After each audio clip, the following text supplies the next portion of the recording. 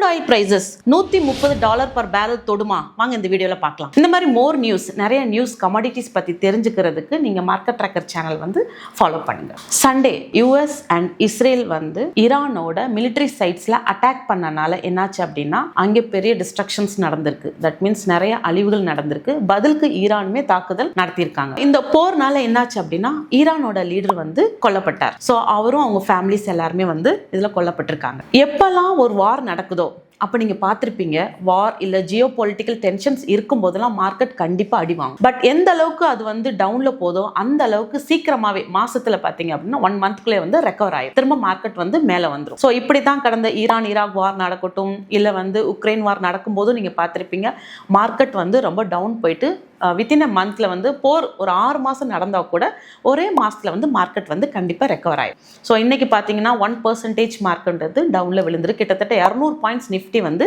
டவுனில் வந்திருக்கு. இப்போ ஏன் இந்த வார்னால க்ரூட் ஆயில் பிரைசஸோட ரேட் ஏன் ஏறுது அப்படின்னு நம்ம பார்ப்போம். OPEC கண்ட்ரிஸ் நம்ம சொல்லுவோம். That means organisation of petroleum exporting countries. இவங்க மெயினாக பார்த்தீங்கன்னா crude oil production and LPG natural gas productions இது ரெண்டுமே பார்த்தீங்கன்னா இந்த OPEC கண்ட்ரிஸ் தான் அதிகமாக ப்ரொடியூஸ் பண்றாங்க. ஸோ இந்த ஈரான்ல இருக்கிற மோஸ்ட் ஒரு 20% மேல ஆயில்ஸ் எல்லாமே பார்த்தீங்கன்னா எது வழியா நம்மளுக்கு வருது அப்படின்னு பார்த்தோம் அப்படின்னா ஸ்ட்ரைட் ஆஃப் ஹார்மோஸ் கப்பல்கள் எல்லாமே அது வழியா தான் வந்து க்ரூட் ஆயில் அண்ட் நேச்சுரல் கேஸை வந்து கடந்து வரணும். அந்த டிராவல் ஆன டிஸ்டன்ஸ் பார்த்தீங்கன்னா 167 கிலோமீட்டர்ஸ் அண்ட் அதோட வித் பார்த்தீங்க அப்படின்னா ஒரு 33 கிலோமீட்டர்ஸ் இருக்கும். அண்ட் அந்த வழியா தான் அது வர முடியும். இப்போ என்ன பண்ணியிருக்காங்க அப்படின்னா ஈரான் வந்து அந்த ஸ்ட்ரைக் ஆஃப் ஹார்மோஸ் இருக்கு இல்லையா, அதை வந்து பிளாக் பண்ணியிருக்காங்க. ஸோ பிளாக் பண்ணால என்னாச்சு அப்படின்னா எந்த கப்பலும் அது வழியாக க்ரூட் ஆயிலும் நேச்சுரல் கேஸும் உங்களுக்கு எடுத்துகிட்டு வர முடியாது. அப்போ ஆட்டோமேட்டிக்காக என்ன ஆகும், எடுத்துகிட்டு வர முடியாதனால க்ரூட் ஆயில் விலை வந்து கண்டிப்பாக மேலே ஏறும். எப்போல்லாம் ஒரு வார் நடக்கும்போது எஃபெக்ட் ஆகுது பார்த்தீங்கன்னா crude oil. So commodity products வந்து